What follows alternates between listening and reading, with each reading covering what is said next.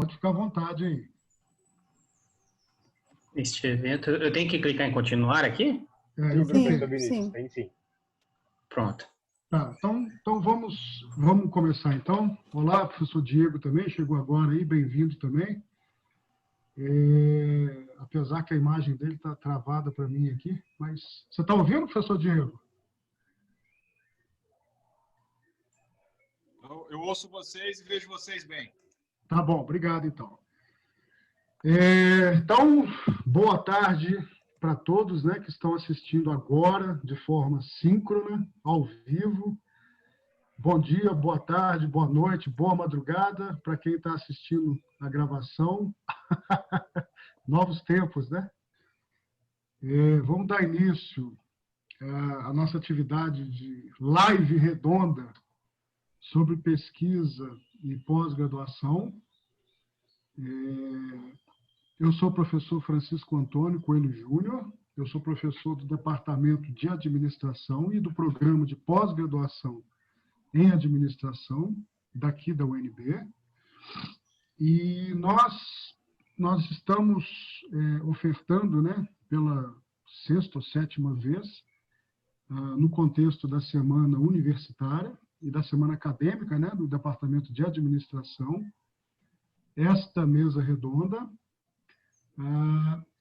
e é uma mesa redonda que ela é histórica e ela conta com os professores que vocês vão ouvir a partir de daqui a pouquinho, que nesses 6, 7 anos aí também participam dessa mesa redonda, que são os professores, a professora doutora ou pós-doutora, se bem que não é título, né? Mas a professora doutora Patrícia Guarnieri, que vocês já podem ver aí, o professor doutor Vinícius Sobreiro, que a gente vai ouvir também daqui a pouco, e o professor doutor Diego Mota Vieira, que vocês também já podem ver aí, tá?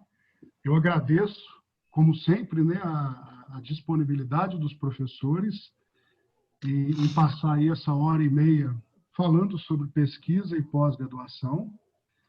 Agradeço a gentileza, tá, dos senhores e da senhora ter aceitado o convite novamente.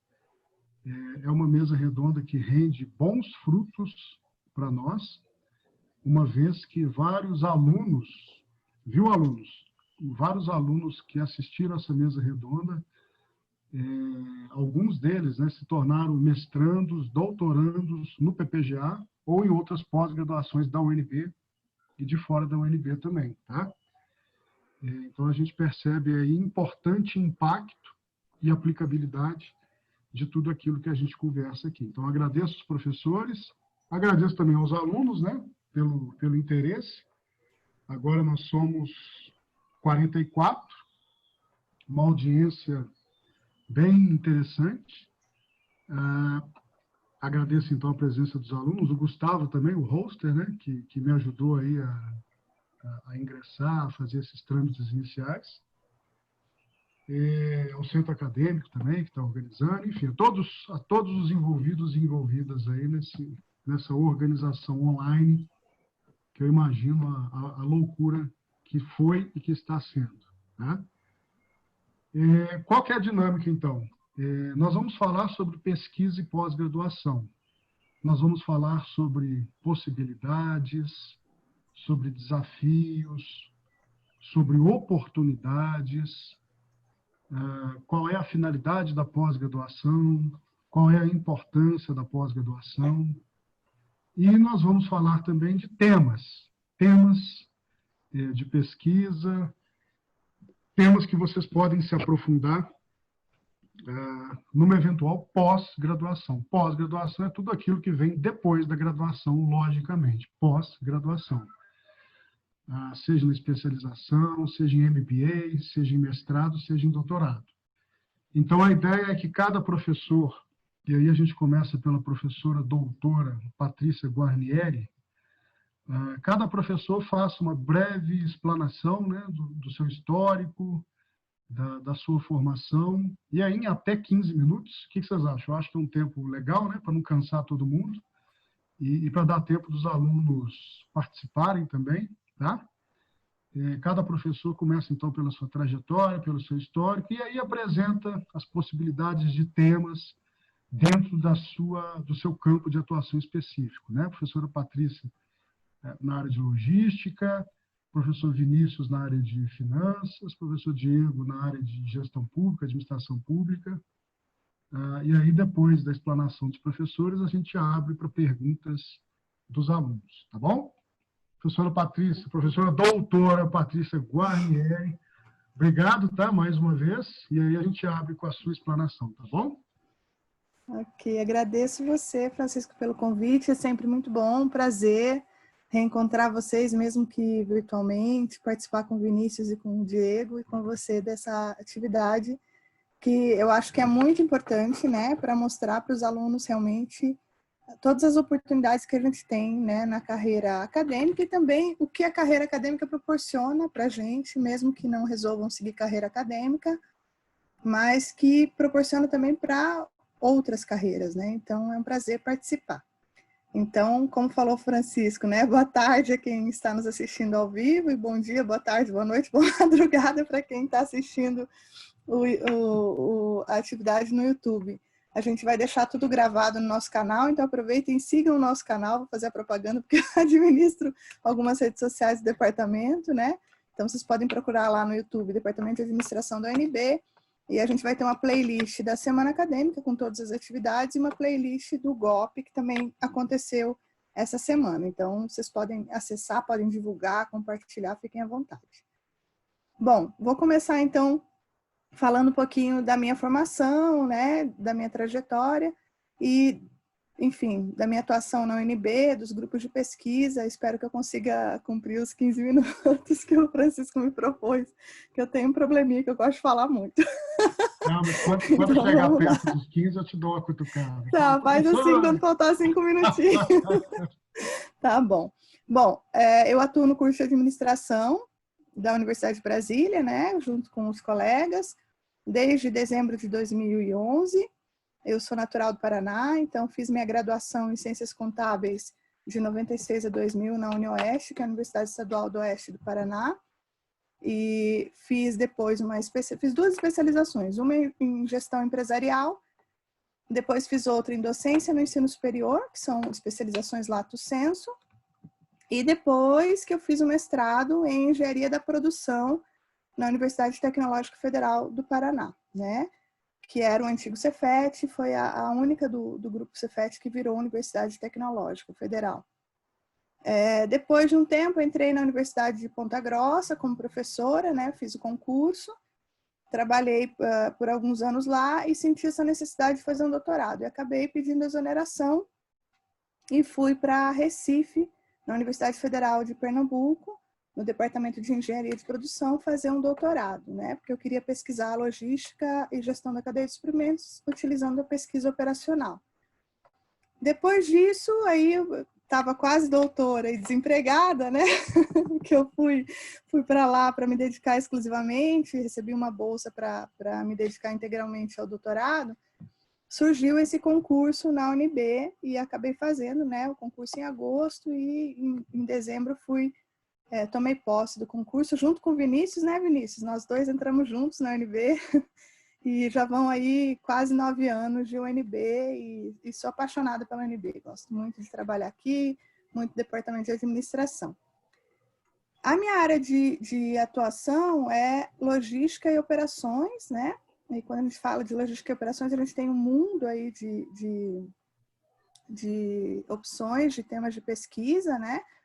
Dentro da logística, a gente tem aí logística de suprimentos, que cuida da seleção de fornecedores, da parte de compras, avaliação de fornecedores, certificação de fornecedores, definição de novas fontes de suprimento, que é a logística de entrada, né? Com todo aquele contato com os fornecedores até fazer com que a matéria-prima ou os componentes entrem na indústria. Depois a gente entra com a logística de apoio à produção, que envolve todo o processo de apoio aos processos de industrialização, de manufatura. Depois nós temos a logística de distribuição, que é a partir do momento do produto acabado até a distribuição ao consumidor.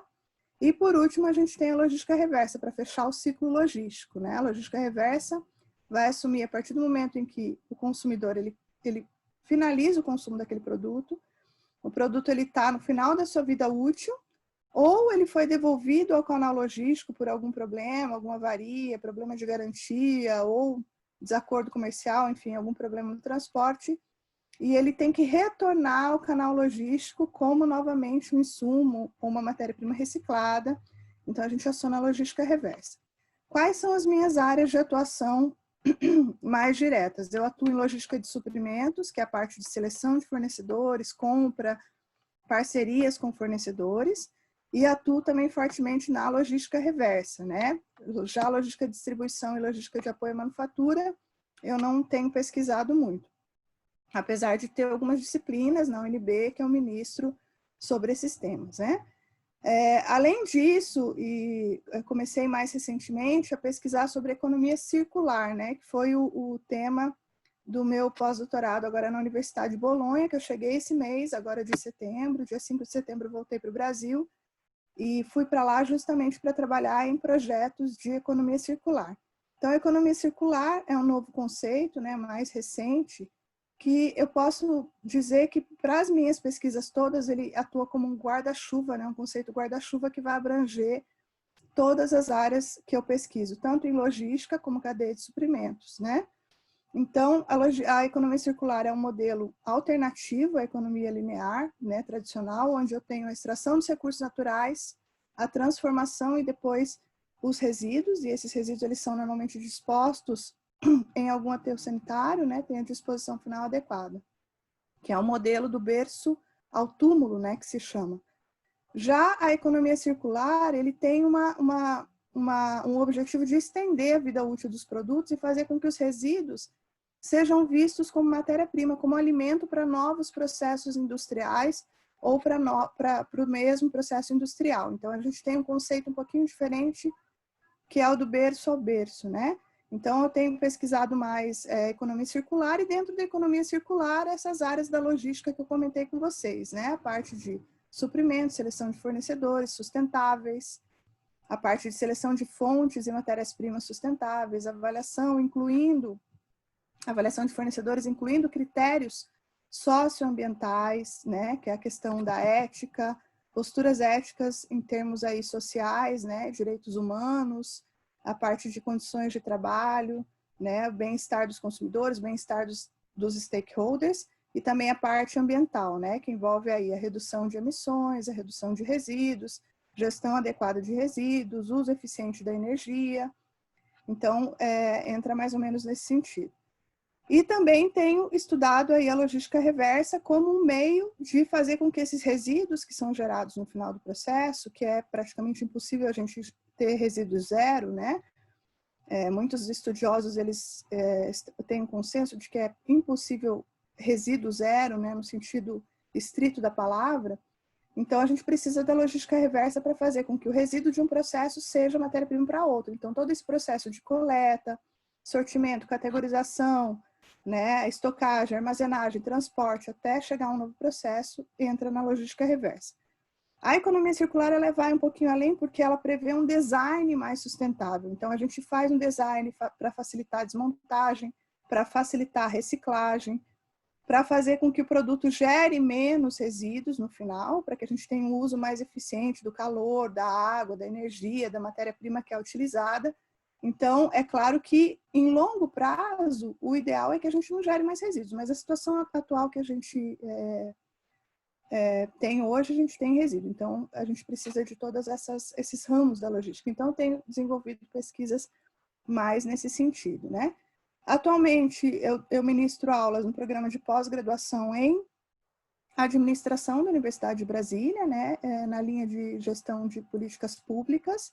E aí, qual é a conexão com a minha área? Eu estudo as políticas públicas relacionadas à gestão de resíduos e sustentabilidade, né? E logística. Então, a gente tem os planos de logística sustentável, a Política Nacional de Resíduos Sólidos, toda a legislação relacionada a compras sustentáveis. Então, isso no mestrado e no doutorado, né? No PPGA, as minhas pesquisas têm, e as minhas orientações têm focado nesse sentido, né? E também atuo no Propaga, que é o Programa de Pós-Graduação em Agronegócios, que é da FAV na UNB. E lá a gente pesquisa também, pesquisa os mesmos temas, só que com foco mais no agronegócio, né? Tanto focando em grandes negócios, grandes empreendimentos do agronegócio, como também em agricultura familiar, agricultura artesanal, né? Envolvendo aí fatores sociais, fatores ambientais, gestão sustentável da cadeia de suprimentos, logística reversa, integração entre fornecedores e produtores e clientes, enfim, todos esses aspectos.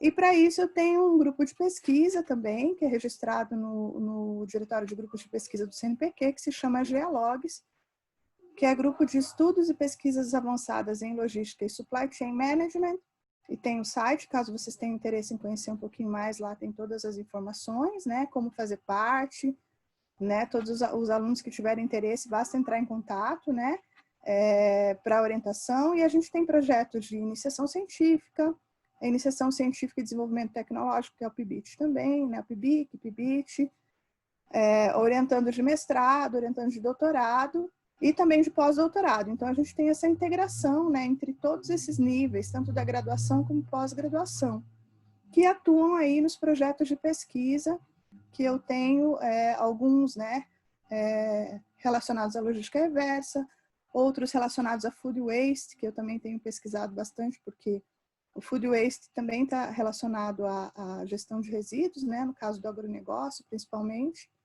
Então, tem todas essas linhas de pesquisa e projetos que a gente tem aí ativos no momento, né? Então, se vocês tiverem interesse em participar, basta entrar em contato, né? A gente pode disponibilizar os links depois também, na descrição do vídeo no YouTube eu vou colocar. E, assim, uma recomendação que eu dou para vocês é assim, tentem se envolver com pesquisa o quanto antes na graduação, né? Eu tenho mais 4 minutinhos, Francisco? 4 minutinhos? Ou já passou? Ok. Tentem se envolver com pesquisa o quanto antes vocês conseguirem, tá? Não esperem para se envolver com pesquisa só no momento em que vocês estiverem fazendo o trabalho de conclusão de curso de vocês, né? Tentem se envolver já a partir do segundo e terceiro semestre, acho que depois que vocês fizeram metodologia, acho que fica mais claro, mais fácil, né? Para vocês se envolverem, procurem os professores no site do adm.unb.br. A gente tem aí todas as linhas de pesquisa, todos os grupos de pesquisa existentes, né? Se vocês estão em outras universidades, procurem saber do coordenador do curso, né? Quais são os professores que têm projetos de pesquisa, para que vocês possam se engajar, né? E então, já no segundo semestre, a Larissa comentou que já é possível, né? Então, assim, tentem se engajar o quanto antes vocês puderem. De repente, vocês podem fazer mais que um PIBIC no decorrer do curso de vocês.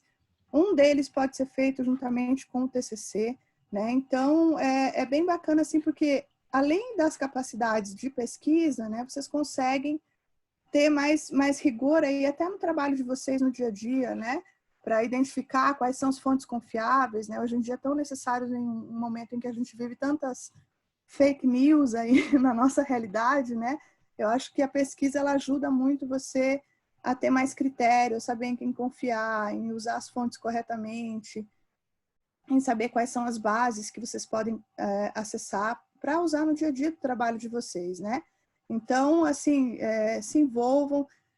Para reservar vaga também para orientação. Normalmente os professores que têm mais orientando sempre estão lotados, então não deixem para a última hora, né? Tem professores que reservam aí com 1 ano de antecedência. Então procurem saber mais sobre pesquisa, né? Se vocês não querem seguir a carreira acadêmica, talvez não seja essa a intenção de vocês, mas pelo menos procurem saber o que é a pesquisa e se envolver para que vocês possam dizer, não quero por isso, isso e aquilo, né? Eu acho que a academia e a universidade pública, principalmente, oferece muitas oportunidades.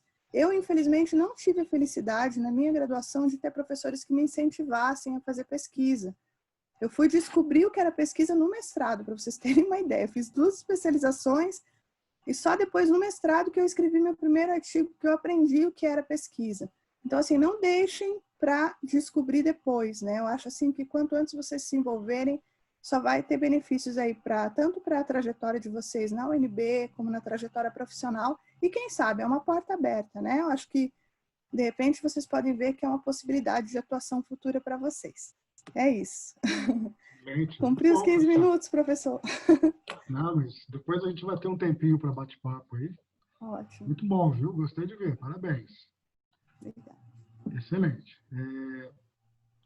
Foi colocado um link aqui no chat, eu não sei se todo mundo tem acesso ao chat, mas foi colocado um link aqui, o pesquisar.unb.br, em que vocês têm acesso aos professores, aos currículos, às produções, enfim, dos professores do Departamento de Administração, né?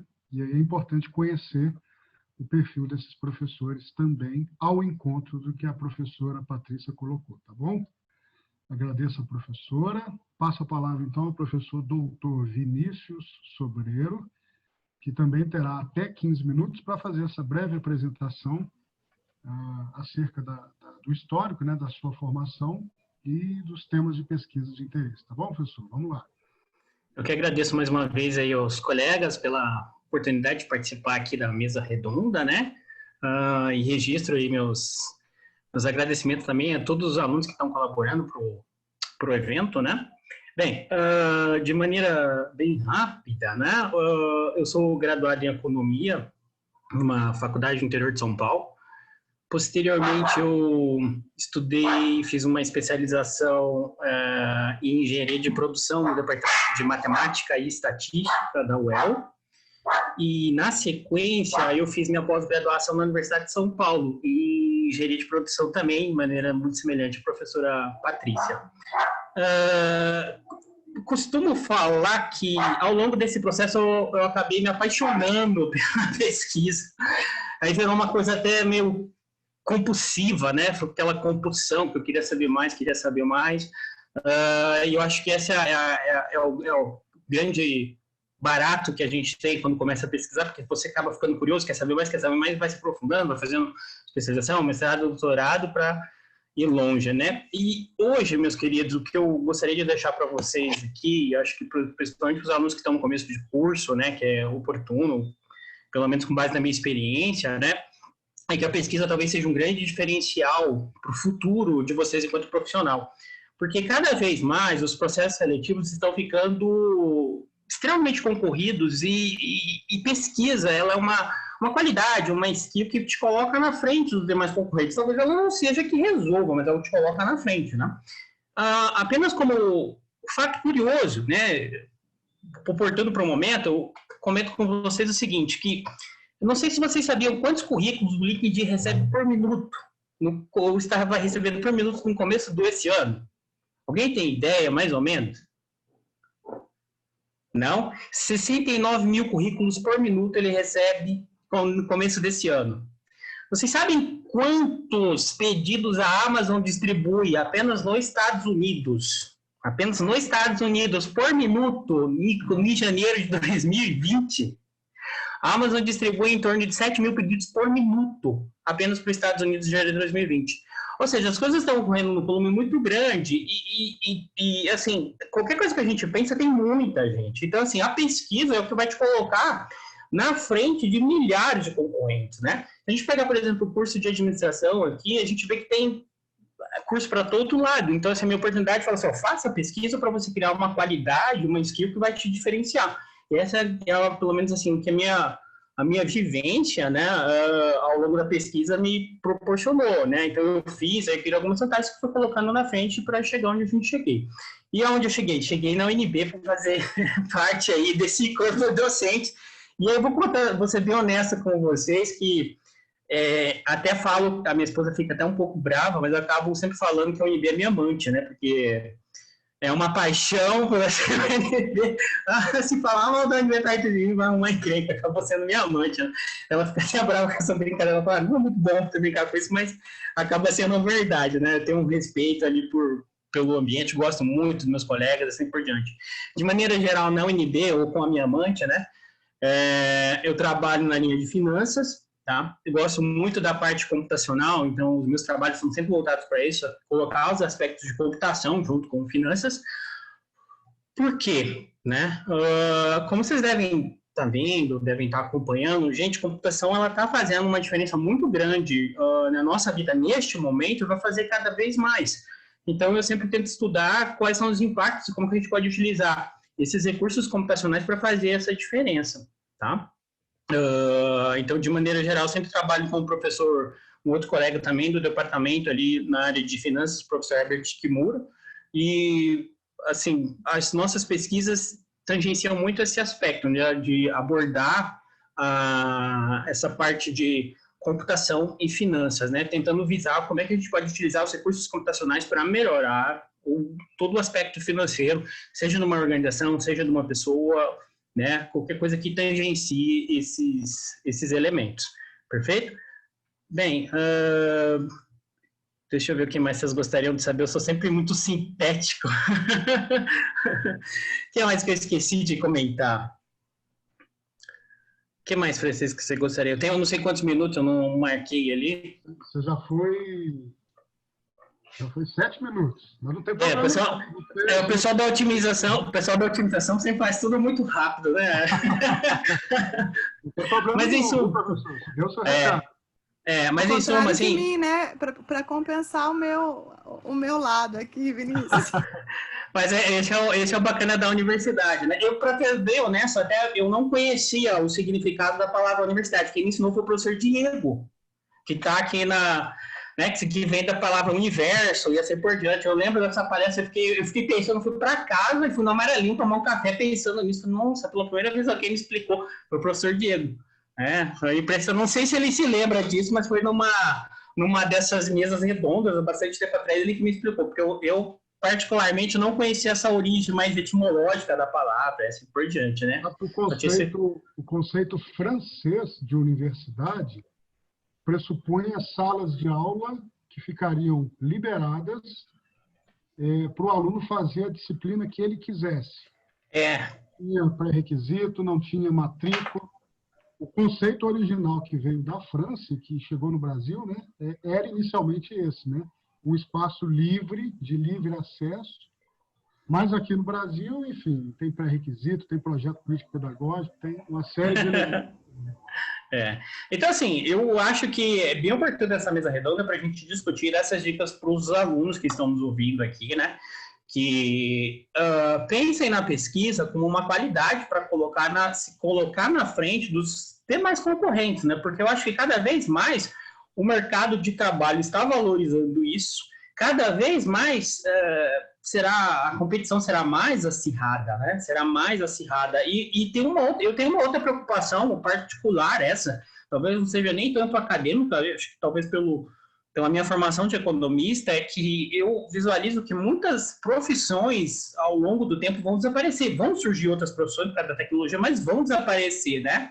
Talvez o volume, uma não compense a outra tão rápido, né? Então, assim, eu acho que os alunos que estão no começo do curso de ATM precisam abusar da pesquisa, precisam abusar dos professores estarem perto, procurar, tentar fazer...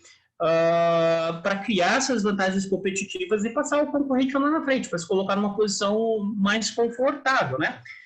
E nesse aspecto, eu sempre uso a piadinha do professor, não é minha, eu estou plagiando aqui, mas podem contar para ele não vai ficar bravo comigo, o professor Rossano, que sempre fala de dois colegas que foram numa palestra ou num circo, alguma coisa assim, tem um leão, e de repente o leão escapou, os dois começaram a correr, e aí o danado de um colega parou para amarrar o sapato, o tênis, né? O outro falou, você tá louco, o leão vem vindo pro nosso lado. Falou, rapaz, eu não quero correr mais rápido que o leão, eu quero correr mais rápido que você.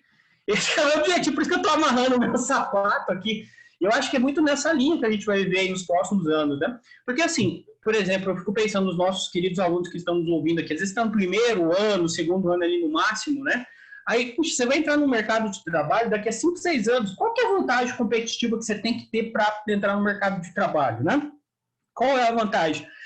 Professor, mas eu quero fazer um concurso público, quero, né, ser servidor público. Ok, bacana, excelente, mas você também tem que ter uma vantagem, né? A pesquisa, ela te cria esse hábito de você estudar para se diferenciar e ser aprovado no concurso. Então, assim, gente, pesquisa é fundamental no nosso universo, na universidade, como diz o professor Diego, né? Para criar essa vantagem competitiva. Eu não vejo outro recurso que te proporcione isso, né?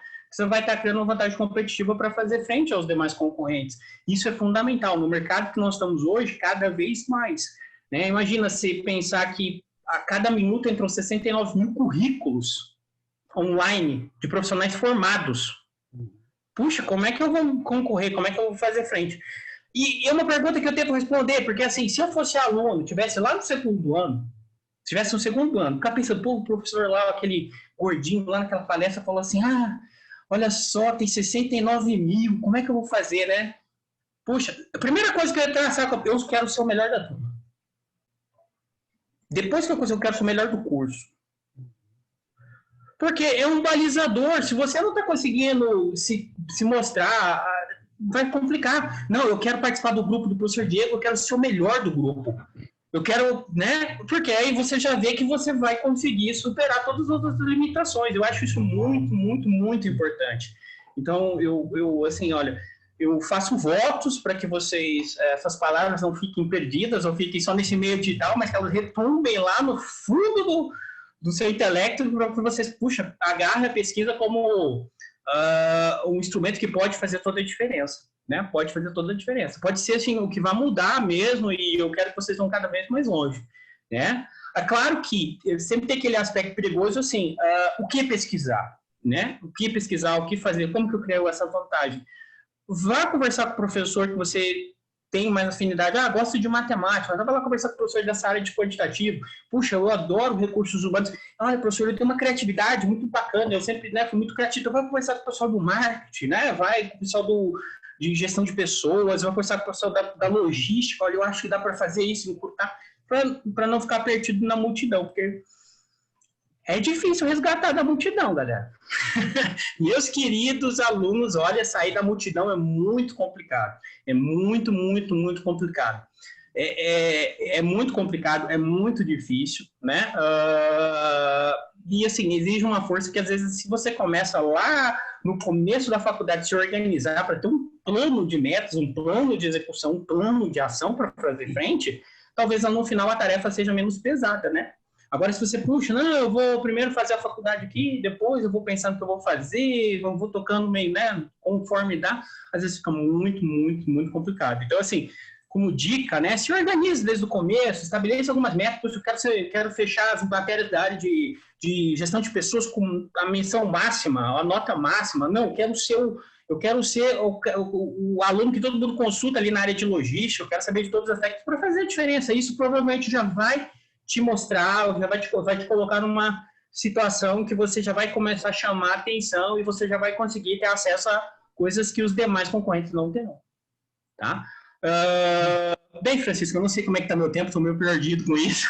1 minuto. 1 minuto? Então, eu vou passar a palavra ao meu colega para não me estender no começar e não atrapalhar. Né? Tá bom. Tá bom? E fico à disposição para tirar dúvidas e assim por diante. Já agradeço que vocês postaram ali o link no meu currículo lá. Isso é importante, né? Bom, primeiro agradecer a sua fala, viu, professor doutor Vinícius? Acho que o recado foi dado e você destacou muito a importância desse diferencial, né? Da pesquisa enquanto diferencial e assustador esse índice, né? 69 mil currículos. 69 mil currículos por minuto. Para você ter uma ideia, porque o meu aluno está trabalhando com sistemas recomendadores. A gente começou a levantar a informação de sistemas recomendadores, né? E aí, quando você pensa esses aplicativos muito comuns que a gente tem na internet, as informações são monstruosas, né? Só para vocês terem uma ideia, a pessoa poderia falar assim, eu quero abrir um canal no YouTube para virar como é que é, o Neto Lima, não sei, Fábio Lima, não sei o nome do influenciador lá, não tem mais... Felipe Lima, Felipe Neto, eu não sei, eu sou muito perdido para isso. Quero virar o novo... Ilustre, inclusive. Um brasileiro ilustre, assim, não, tudo bem, acho que é possível, acho que tem vaca, mas agora só reparem nesse dado, você sabe, por minuto, em janeiro de 2020, quantas horas são acrescentadas no YouTube? Não. Em torno de 500 horas de vídeo por minuto. Isso é em janeiro de 2020. Gente, é um mar de informação que entra. É um mar de informação que está entrando. A gente assim, para ser localizado nessa multidão, tem que ralar muito, você tem que ter um plano de execução muito bom, né? Tem que ter um plano de execução muito bom para fazer diferença. E sem parafrasear que essa frase não é minha, essa máxima, né, que sempre rola por esses WhatsApps, assim, porque se você não tem um plano de execução, quem é executado é você, porque você fica refém da situação, né? Então, assim, tem que ter um plano de trabalho, tem que se organizar. Então, poxa, eu vou fazer essa matéria, eu vou criar, vou fazer aquela coisa ali, aquela matéria mais puxada para criar uma skill para ser diferente e conseguir minha posição no mercado, beleza? Mas não vou tomar o tempo do professor Diego, não. Excelente, professor. Recado dado, viu? E depois a gente abre para as perguntas dos alunos, e aí, se alguém tiver alguma dúvida, a gente aprofunda mais, tá? Obrigado, professor Vinícius. Passo a palavra, então, agora ao professor doutor Diego Mota Vieira, o qual eu agradeço também a gentileza de ter aceitado o convite para falar aqui para vocês, né? Para todos nós aqui, em até 15 minutos também, tá, professor? Vamos lá. Beleza, Francisco. Obrigado pelo convite, tá? Cumprimento meus colegas, professor Vinícius, professora Patrícia. É sempre uma satisfação poder interagir com vocês. E a gente tem escrito uma história aqui nessa atividade que o Francisco tem proposto já há alguns anos, né, na Semana Universitária. Eu vou iniciar minha fala pegando um gancho no que o professor Vinícius colocou. Ele estava ressaltando, né, a importância da pesquisa, ou de desenvolvimento de competências ligadas à pesquisa para o aluno de administração e enfocando isso como um diferencial no mercado de trabalho, né? E estou de pleno acordo. Agora, eu vou um pouco além, Vinícius, tá? Isso é muito importante, mas também o fazer pesquisa, lidar com a pesquisa, acrescenta qualidades para o indivíduo enquanto cidadão também do mundo, né? E aí eu estava rabiscando aqui, escutando a Patrícia, escutando o Vinícius, eu fui tendo alguns insights aqui e acho que são características que a gente desenvolve, né? E outra coisa, quem trabalha com pesquisa é igual vinho, né? Com o passar do tempo você vai ficando melhor, né? Então eu me considero assim um pesquisador júnior, assim, sabe? Eu vou melhorar muito. Mas eu percebi que nessa minha curta trajetória eu tenho desenvolvido conteúdo. Então, assim, o que o Vinícius estava falando, né? Sair da multidão. O mundo hoje vive muito de imagem, né? As pessoas ostentam, a ostentação querem passar uma imagem, né? Mas por detrás da imagem você tem que ter conteúdo. E fazendo pesquisa você lê muito, você lê com uma postura ativa, né? Então você lê questionando aquilo que você está lendo. Então você desenvolve capacidade de reflexão, capacidade crítica, capacidade de argumentação. E isso tudo se resume numa grande atitude de inquietude diante do mundo, né? Então a gente está sempre com o pé atrás, né? A gente está sempre disposto a questionar. É claro que a gente está sujeito à dissonância cognitiva, né? De fazer filtragens, mas de uma maneira geral, eu acho que a gente, como pesquisador, desenvolve essas qualidades que são muito valorizadas no mundo hoje em dia, né? Sobretudo no mundo de polarização de tudo, né? Polarização política, enfim. Quem desenvolve essas capacidades, quem tem conteúdo, reflexão crítica e tal, acho que está menos vulnerável, tá? E se situa melhor nesse mundo de polarização. Tá bom? Dito isso, eu vou falar agora um pouquinho sobre a minha trajetória acadêmica. Eu fiz graduação em administração aqui na UNB. Então, a UNB mora, né? Ô, Vinícius, talvez a gente disputa essa amante aí, viu? Sei não, ela é muito atraente, né? Ela enfeitiça os homens, ela é uma sereia. É perigosa. Mas, assim, eu entrei na UNB em 1999.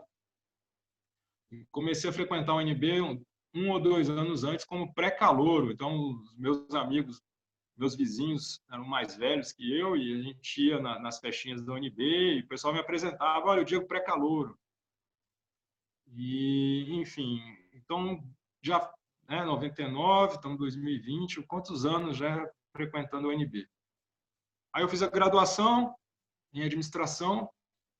Quando eu estava terminando a graduação, eu acho que é interessante falar isso, porque pode ser a situação de muitos aqui também. Eu tinha quais opções? Eu estava fazendo estágio e comecei a aplicar para alguns programas de trainee. Fiz concurso público e apliquei também para mestrados, por 3 ou 4 programas de mestrado fora de Brasília. Qual que era a minha ideia? Eu vou abrir portas, porque é melhor depois eu ter opções para escolher, né? Do que eu me colocar numa situação, né, de ter que, enfim, pegar aquilo porque é o que tem. Não, eu vou me colocar numa situação de poder escolher. E aí fui razoavelmente bem nos processos seletivos de trainee. O que eu fui melhor foi da Ambev, fui até acho que a penúltima etapa lá. No concurso público para Furnas, essa estatal, empresa estatal de energia elétrica, eu fui aprovado, eram 40 vagas, eu passei em 22º ou 23º. E fui aprovado também no mestrado para administração na Federal do Rio Grande do Sul. Então, no fim das contas, eu tinha pelo menos 2 escolhas, né? Eu podia esperar me chamarem para o concurso de Furnas ou já me mandar para Porto Alegre e fazer o mestrado em administração lá. E foi isso que eu fiz. Eu calculei, olha, o concurso tem validade de 2 anos, pode ser, na melhor das hipóteses, que eu termine o mestrado e seja chamado para Furnas. E eu fiz o meu mestrado lá, não conheci ninguém em Porto Alegre, foi uma experiência, a melhor experiência da minha vida, como se eu tivesse morado em outro país, porque a cultura lá do Rio Grande do Sul é bem específica. Aí o que aconteceu? Eu terminei o mestrado, voltei para Brasília e nunca ninguém foi chamado para trabalhar em Furnas desse concurso que eu fiz. Então, assim, se eu tivesse ficado esperando ser chamado para Furnas, não ia acontecer nada. Ninguém foi chamado para esse concurso. E aí eu voltei, entrei na UNB, bati na porta da UNB. Olha só, vocês lembram de mim? Eu fui aluno aí, fui presidente do centro acadêmico, e eu queria me aproximar de novo da universidade, terminei meu mestrado, tem alguma coisa que eu possa ajudar aí? Eles falaram, olha, você pode atuar como professor colaborador. E aí foi assim que eu comecei minha trajetória como professor na UNB. Depois de alguns anos dando aula como professor colaborador substituto na UNB e professor de faculdades particulares, eu resolvi que estava na hora de fazer o doutorado e aceitei assim que realmente era isso que eu queria fazer da minha vida, seguir a carreira acadêmica. Por diversas razões. Eu gosto muito dessa carreira, desde de questões mais pragmáticas, como, por exemplo, a rotina de trabalho, qualidade de vida no trabalho, até questões de fundo mais filosófico, como esse conteúdo, essas questões que eu coloquei no início da minha fala, né? Então, eu gosto muito de trabalhar na UNB, gosto muito de ser professor e pesquisador. E como eu estava também com a Patrícia na mesa redonda mais cedo, eu também gosto muito de tocar os projetos de extensão, né? E, enfim, aí eu fiz o doutorado em administração, aí eu migrei um pouco de área. Embora o mestrado tenha sido em administração, o mestrado foi em comportamento consumidor, com ênfase em comportamento consumidor. Já o doutorado não tinha essa linha consolidada no PPGA, e aí eu fui para a linha de administração pública e políticas públicas, né? Isso se refletiu um pouco também no início da minha carreira como docente lá no departamento de administração, já depois de ter feito o concurso, porque durante um tempo eu fiquei com os dois pés, assim, um pé na administração pública e outro no marketing, e aí a vida vai levando, né, as oportunidades, enfim, eu estou cada vez mais com os dois pés em administração pública e políticas públicas.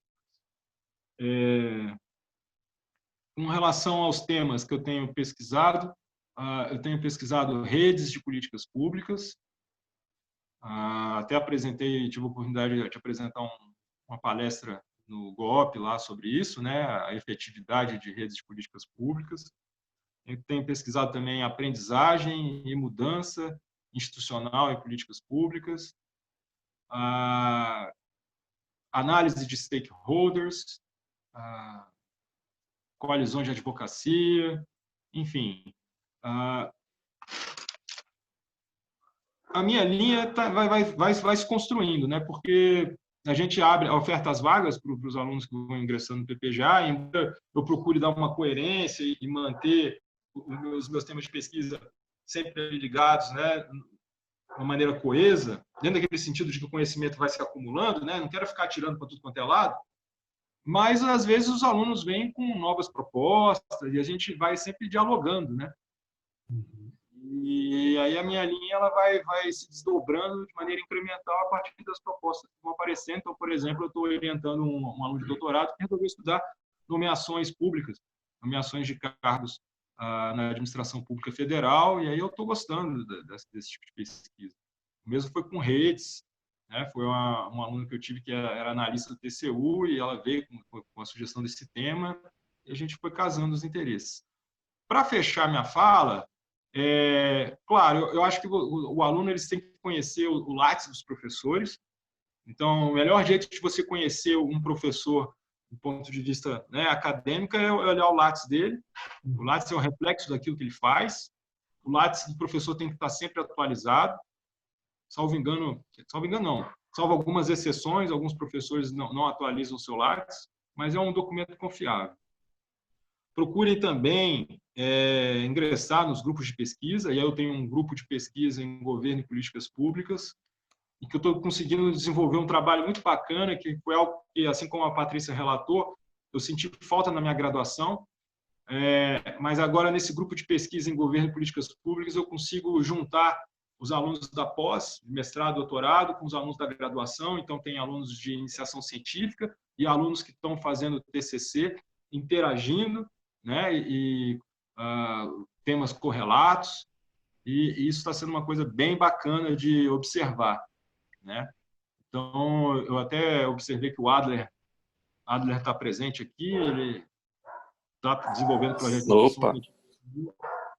E, enfim, é um exemplo bacana disso aí, tá? E aí, para fechar mesmo, fazer propaganda de um projeto que tem muito a ver com o que a gente está falando. É um projeto Retrato Acadêmico do Departamento de Administração, um projeto de extensão em que a gente está consolidando essas informações da produção científica, produção acadêmica dos professores. Então, tudo que os professores do departamento estão fazendo sobre ensino, pesquisa e extensão, a gente reuniu esse levantamento, a gente desenvolveu um relatório que já foi até apresentado, colegiado, e agora está sendo comunicado nas redes sociais de uma maneira mais ampla.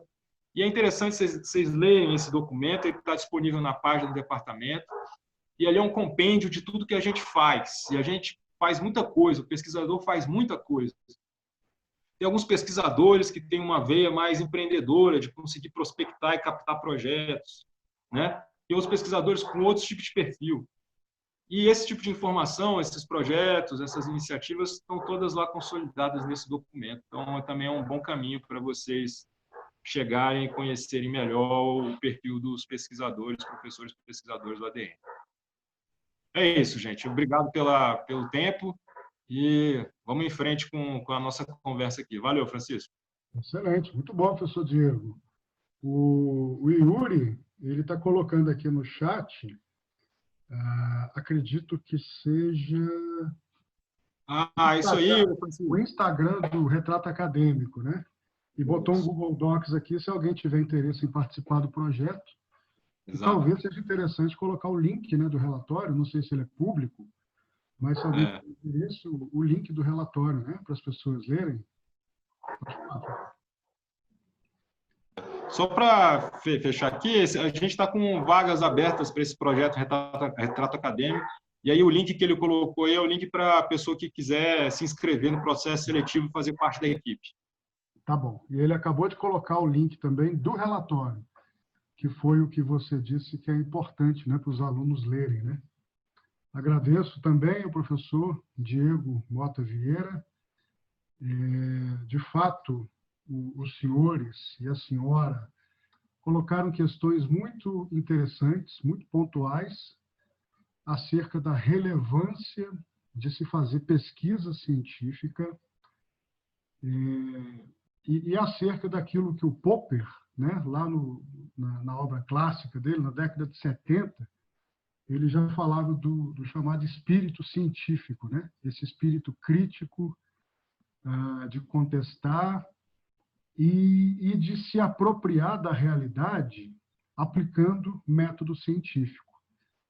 É importante, né? Os alunos aqui, acredito que tem alunos de início de semestre, de final de semestre, mas é importante de entender, né, a relevância teórica de se fazer pesquisa, no sentido de compreender a dinâmica de funcionamento, os mecanismos, os aspectos, as características do objeto de pesquisa do seu interesse, a relevância metodológica também, acerca do desenvolvimento de tecnologias.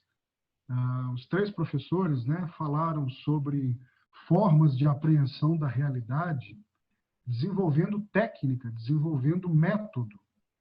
E para isso a gente faz pesquisa também, para desenvolver e validar essas tecnologias, para a gente testar se no mundo empírico, a maneira pela qual a gente enxerga a nossa realidade, a nossa variável, se aquela tecnologia é válida ou tem precisão para alcançar esse objeto, né? Agora, por exemplo, estamos todos apreensivos aí pela construção de uma tecnologia, seja na forma de vacina, seja na forma de remédio, para a cura da Covid-19, né? Por isso a importância também do fazer a pesquisa, né? Então, além da relevância teórica, da relevância metodológica, também a relevância social. O professor Diego acabou de falar, né? A importância de formar o cidadão, de entender o dia a dia, a dinâmica, o cotidiano do usuário cidadão da política pública, e aí, por meio da pesquisa, por exemplo, melhorar a qualidade dos serviços prestados, fazer a avaliação de uma política pública, aperfeiçoando o seu impacto, porque o impacto da política pública é importante para a sociedade, ajuda no dia a dia da sociedade. Então, a relevância social também de fazer pesquisa é muito importante. E, por fim, a relevância institucional, né? Por exemplo, as amantes aí do professor Vinícius e professor Diego, né? A UNB, a posição da UNB em rankings de universidades, o impacto da UNB enquanto uma instituição de educação que oferece educação de qualidade, mas que também oferece pesquisa de qualidade. Nós temos aí um departamento de administração que tem mais de 60 professores, mais de 60 doutores, muitos com estágio pós-doutoral que voltaram agora, como a própria professora Patrícia relatou. Então, assim, nós temos um quadro docente e de pesquisadores muito qualificado, e que nós temos aí a disponibilidade de orientação no nível da graduação, em projetos de iniciação científica, em participação em projetos de pesquisa que a gente faz por acordos de cooperação com diversas organizações, a possibilidade que vocês têm de participarem de congressos, como vocês estão participando agora. A Semana Universitária é um congresso, é de nível local, mas é um congresso, e que agora está de nível nacional, né? Está alcançando outras fronteiras. Então, a importância de se entender a pesquisa como uma forma de apreensão da realidade, de compreensão da realidade, e por meio desse espírito crítico, de melhoria da realidade, né? Nós estamos num curso de administração, que às vezes, e aí eu entrei no departamento de administração em 2009, tanto no departamento de administração quanto no programa de pós-graduação, né? E eu notava muito em 2009, 2010, que a preocupação dos alunos na época era de conseguir estágio, era de já estar na prática, era uma preocupação muito menos instrumental e muito mais aplicada de querer o estágio a qualquer forma, a qualquer custo, né? E aí eu venho notando de 2009 para cá, e considerando aí que a gente tem mais de 60 doutores e pós-doutores, a procura pela pesquisa, ela melhorou muito. Nós temos hoje alunos que desenvolvem o PPA, né, projeto de pesquisa, que desenvolvem o ETC, monografias, e que tem essa preocupação aí de aplicar teoria e método, procurando o professor, conversando com o professor. A professora Patrícia fez uma observação que eu achei maravilhosa, né? Na minha graduação, eu não tive a oportunidade de ter, por exemplo, uma mesa redonda dessas. Eu não tive, não se falava em pesquisa. E a minha graduação foi em Universidade Federal também, foi em Juiz de Fora, lá em Minas Gerais, né?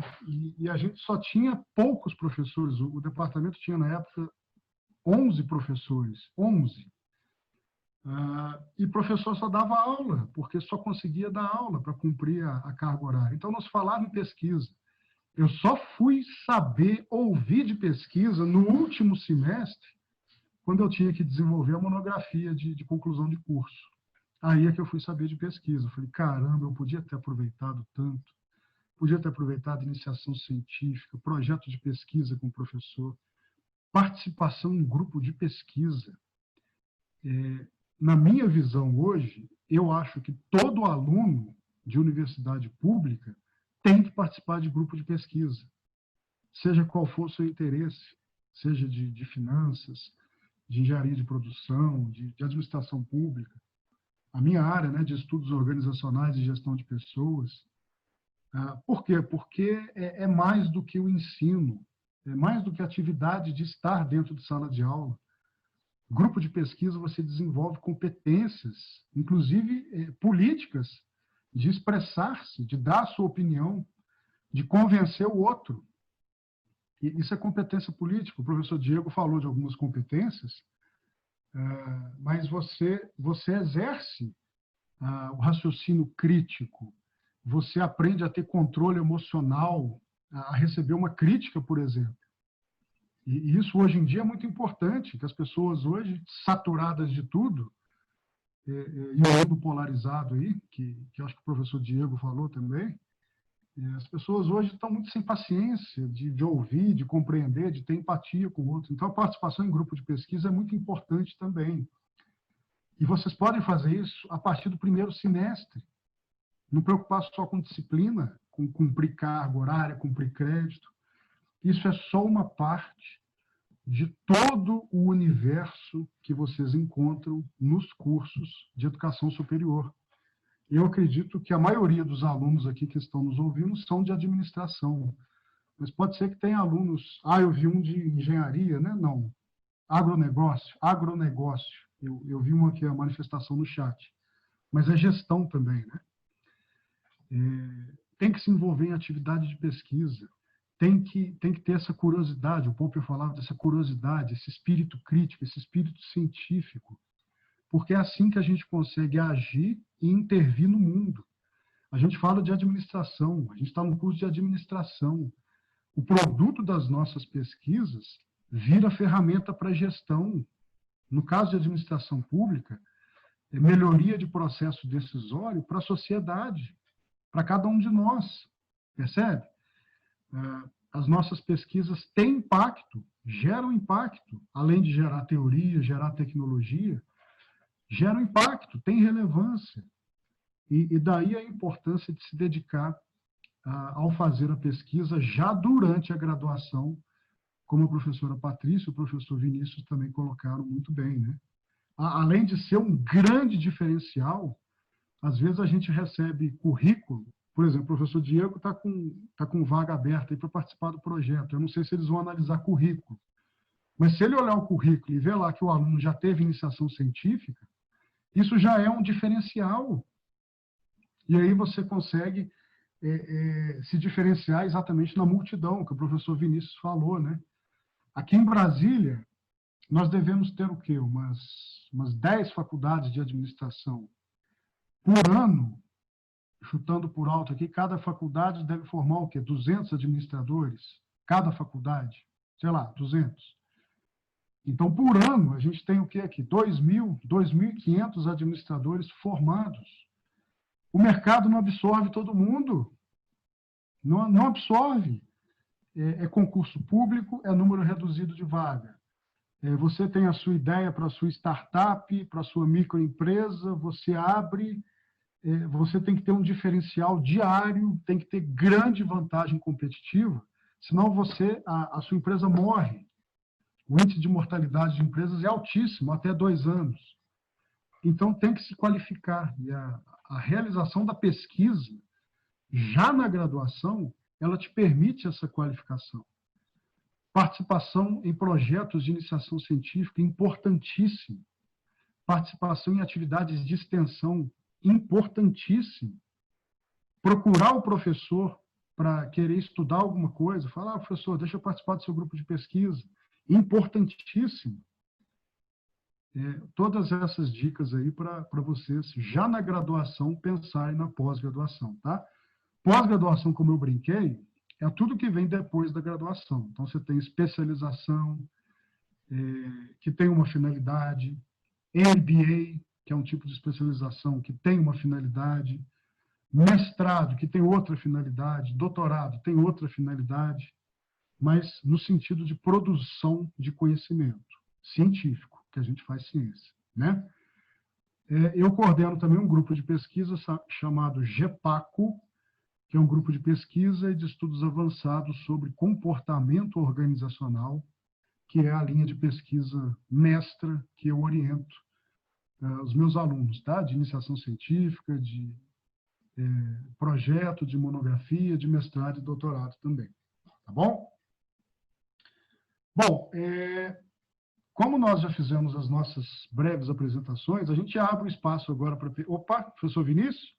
Vamos abrir já o espaço para pergunta também, o professor Vinícius fala, e aí os alunos que quiserem fazer pergunta, tirar qualquer tipo de dúvida, fiquem à vontade, tá? Vocês podem se manifestar. Eu não sei como é que você prefere, Gustavo. Eles levantam a mão, eles manifestam no chat, abrem o microfone. Professor, como você preferir, se você quiser estruturar as perguntas pelo chat, ou eles vão levantando a mão, e à medida que eles forem levantando, a gente passa a palavra, fica a seu critério, como você achar melhor. Quando eles levantam... É porque eu não sei onde tem a mão aqui para levantar, não, viu? Honestamente, eu não vi, não. Mas, então, no chat, fala assim, gostaria de fazer uma pergunta, eu queria perguntar. Aí a pessoa abre o microfone. Ela vai se inscrevendo pelo chat, tá? Eu acho que pode fica melhor. Ser, como você preferir. Eu posso acompanhar também pelas mãozinhas, porque aqui, logo na baixa, aqui do lado do share screen, tem a parte de participantes. Você apertando a parte de participantes, vai abrir um menu de ouvintes. E aí, quando eles levantarem a mão, vai aparecer. E aí, para o pessoal que quiser levantar a mão, tem a parte de More, e aí tem aí também tem a opção aqui. Clap, like, dislike, tem uma xícara de café, o que é isso? Só aproveitem, viu? Agora é o momento para vocês perguntarem tudo aquilo que vocês gostariam de saber de pesquisa. Aproveitem. Deixa eu passar. Então, já pode abrir a inscrição aí, tá? No chat, ou levantar a mão. E aí vocês abrem o microfone e perguntam. E aí o professor Vinícius faz a intervenção dele. Aí vocês já podem se inscrever, tá? Professor, vamos lá? Só vou complementar a fala do professor Francisco, né? Eu tive uma curiosidade, já faz um tempinho, não é tão recente, acho que foi ano passado, assim. de estar procurando, olhando o currículo dos profissionais de grandes organizações, né? E uma das que eu olhei, até que eu acho uma grande organização, né, que está sempre olhando um pouquinho à frente, né, foi a Google. E eu estava olhando um padrão do pessoal de tecnologia e tal, que é mais próximo da minha área, né? E, por incrível que pareça, a coisa que mais me chamou a atenção do currículo desse pessoal foi que eles não tinham apenas um curso de pós-graduação, né? Então, assim, quase todos os profissionais que eu olhei tinham 2 doutorados. Chegou um profissional que tinha 4 doutorados, tá? Ele saiu da Google e foi trabalhar depois na NASA. Parece até piada, mas é verdade. Então, assim, esse nível de especialização vai criar diferencial, vai criar uma vantagem para vocês. Então, aproveitem, perguntem, comecem a fazer interação desde agora, né? Você quer chegar, puxa, eu queria trabalhar na Google, eu queria trabalhar na Amazon, queria trabalhar... Precisa, tá bom? Bem. Perfeito. Excelente, professor. O Adler inscreveu-se. Por gentileza, pode abrir o microfone e se você sentir a vontade e quiser abrir a câmera, pode abrir a câmera também, tá? Mas não é pré-condição, não. Mas pelo menos o microfone para a gente te ouvir. Vamos lá, Adler.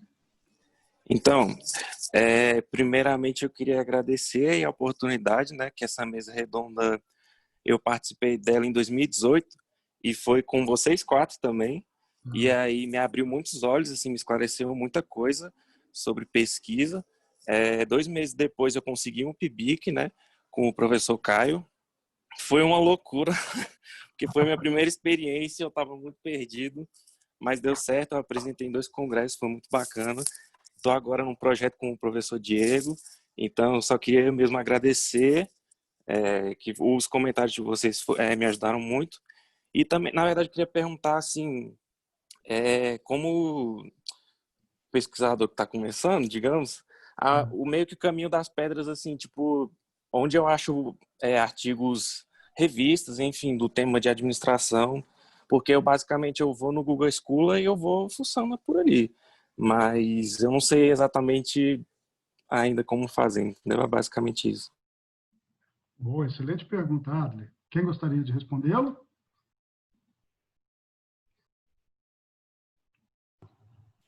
Eu posso? Oi, pode Bom, falar. O Diego pode falar depois. Tá. Bom, Adri, fico feliz dessa experiência sua em 2018 ter sido um ponto de inflexão aí na sua trajetória no departamento. De lá para cá a gente tem trabalhado juntos em alguns projetos, né, de extensão e agora um projeto de iniciação científica. Bacana, parabéns, tá? Com relação a busca pelos artigos, na verdade eu vou jogar aqui uma sugestão, tá? Já que já pus uma no chat também, viu, Diego? Tá, eu não vou dar o caminho das pedras não aqui, mas eu vou dar uma sugestão para os colegas, porque sempre somos os mesmos que estamos envolvidos nesse tipo de coisa, né? Uhum. Eu acho que esse tipo de dúvida merecia uma iniciativa mais concreta do departamento, assim, sabe? Uma palestra, alguma coisa mais frequência, né? Um workshop, assim. Então, uma vez por semestre, ensinar os meninos a usar as bases de dados, né? Uhum. Durante muito tempo, eu levava os calouros do curso para a biblioteca. Então, como eu dava aula para os calouros do curso noturno, eu levava eles, a gente fazia uma visita guiada, a biblioteca recebia a gente de portas abertas e ensinava um pouco como fazer essa busca, tá? Mas, Adler, enfim, eu tomaria o tempo todo aqui para explicar como é que funciona esse trem, mas, na verdade, sim, você tem que buscar os periódicos que tenham maior relevância, né? Aí você pode usar Vai no Cielo. Falar no Cielo, né? No Cielo. E você pode fazer a busca por palavras-chave ou pelos autores, né? E existem várias técnicas de fazer busca sistemática, enfim. Vou passar a palavra para algum colega que, de repente, pode complementar, dar alguma informação mais específica. Bacana. Oi, Adler. Que bom ter o teu feedback aí, saber Patrícia. que foi legal você assistir, né, participar dessa dessa nossa mesa redonda lá em 2018 e que te ajudou em alguma coisa. Como o professor Francisco sugeriu, né, se você quiser chegar a periódicos brasileiros, a administração tem a base da SPEL, né, que é mantida inclusive pela ANPAD, né, se eu não estou equivocada, e aí você encontra lá todas as bases científicas, todos os periódicos brasileiros.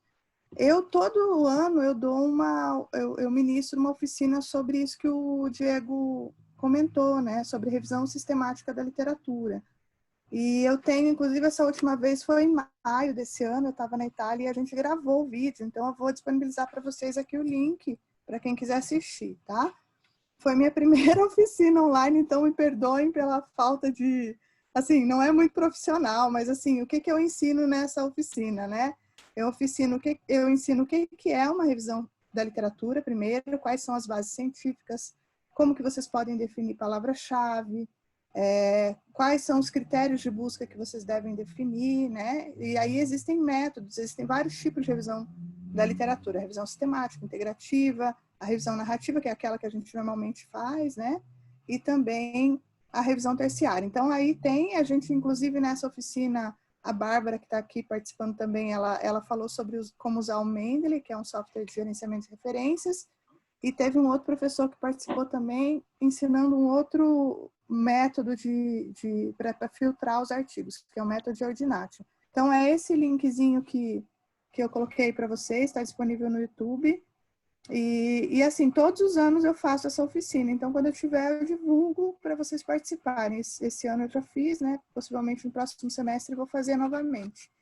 E acho que pode dar algumas dicas no sentido assim de você encontrar os periódicos. Que, por exemplo, dependendo do teu tema de pesquisa, não necessariamente você vai encontrar artigos só em periódicos de administração, né? Por exemplo, o meu tema, que é economia circular, eu encontro em periódicos de business, que é administração, em periódicos de engenharia, em periódicos de economia, em periódicos de contabilidade, em periódicos, enfim, né? É uma infinidade de sustentabilidade, de estudos ambientais, estudos sociais, estudos éticos, enfim.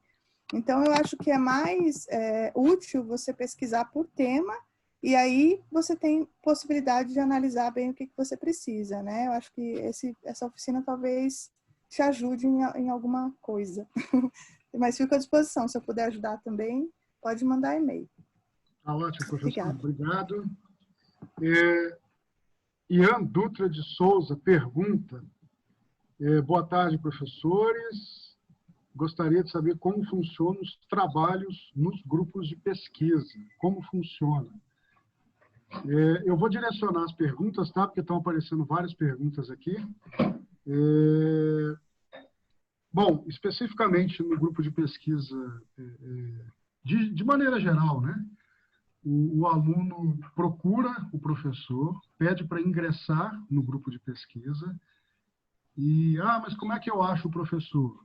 Foram mandados aí os links do currículo de cada professor, pelo menos do departamento de administração.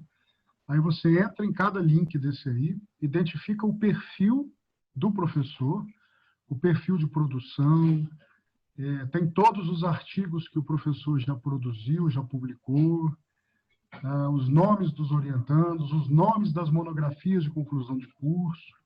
Ou seja, você precisa mapear o perfil do produtor, o perfil do professor.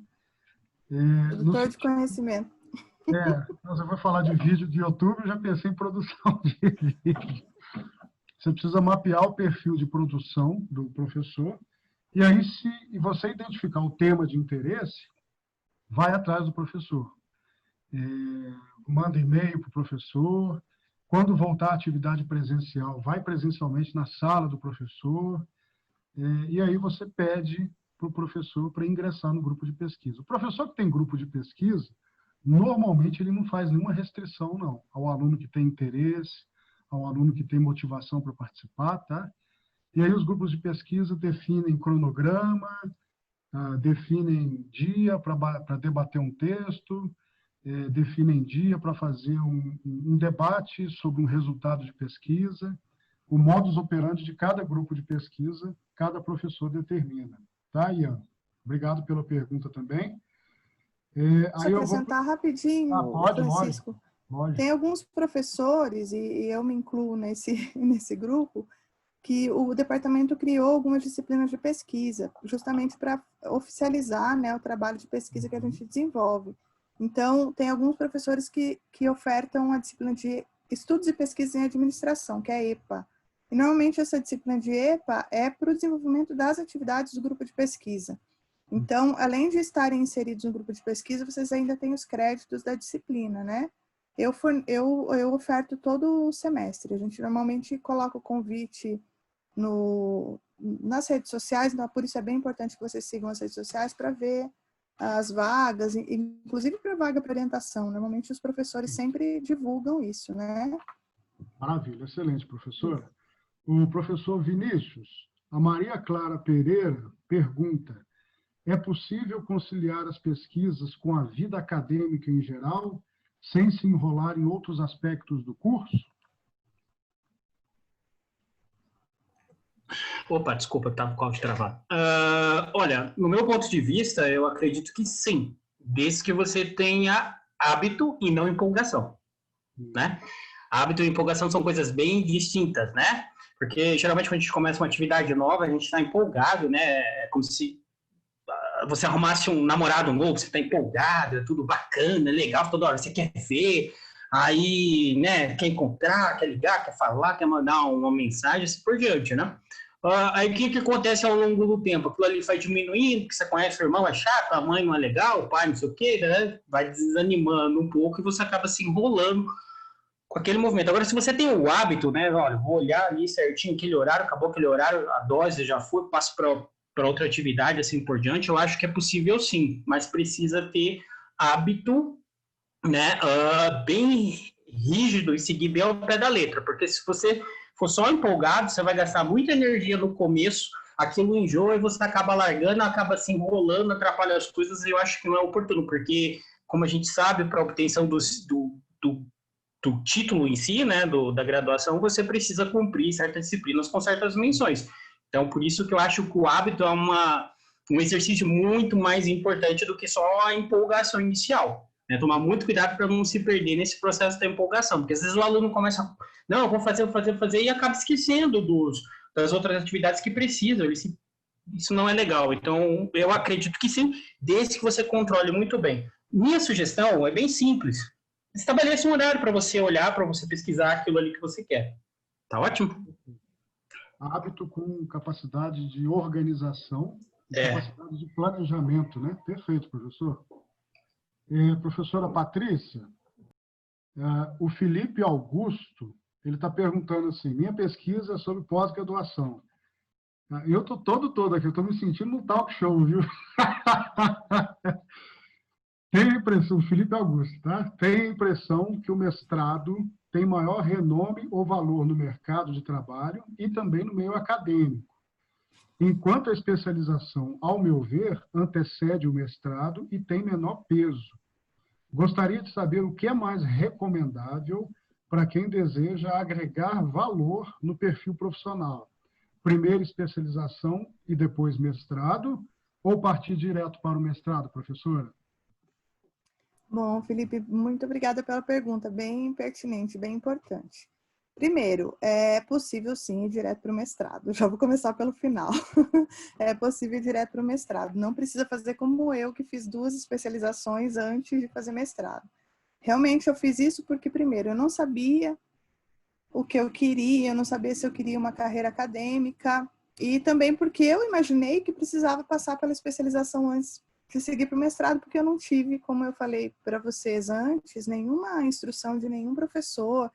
Apesar de estudar em uma universidade pública, a maioria dos meus professores só tinham especialização naquela época e um e outro estavam fazendo mestrado, porque antes, para entrar na universidade pública, não era obrigatório ter doutorado, como hoje é, né?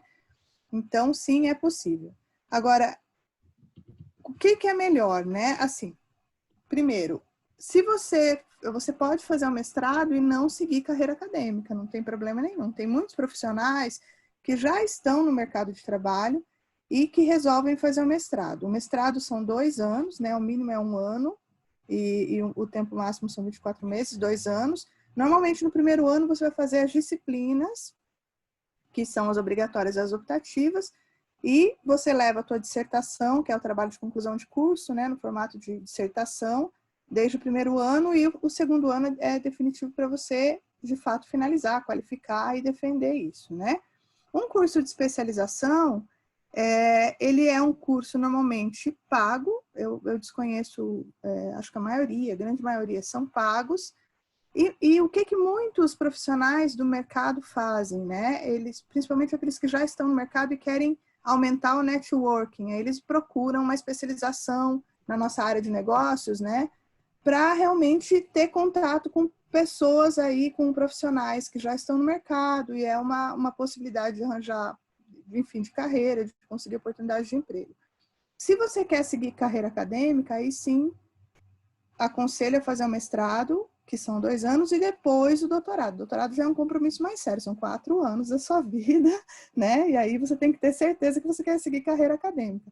Agora, resolvi sair da graduação e fazer mestrado, mas fiz o mestrado e, de repente, vi que não é minha praia nesse momento seguir carreira acadêmica, é possível também. Inclusive, tem mestrados profissionais hoje em dia, né? O mestrado profissional, ele não é menos rigoroso, mas ele tem um foco um pouco mais prático, né? Então, assim, depende muito do que você pretende trabalhar. O ideal é, como o professor Vinícius falou, dar uma olhada nos currículos das pessoas que trabalham naquela área que você quer trabalhar. O LinkedIn é muito legal para isso, eu tenho usado bastante o LinkedIn. Então, você consegue visualizar lá qual que é o currículo da pessoa, qual foi a trajetória daquela pessoa. Eu quero trabalhar no mercado financeiro, por exemplo. Qual foi a trajetória daquela pessoa que eu admiro, né? O que ele fez, né? Qual foi a trajetória acadêmica dele? Vou tentar seguir mais ou menos na mesma linha.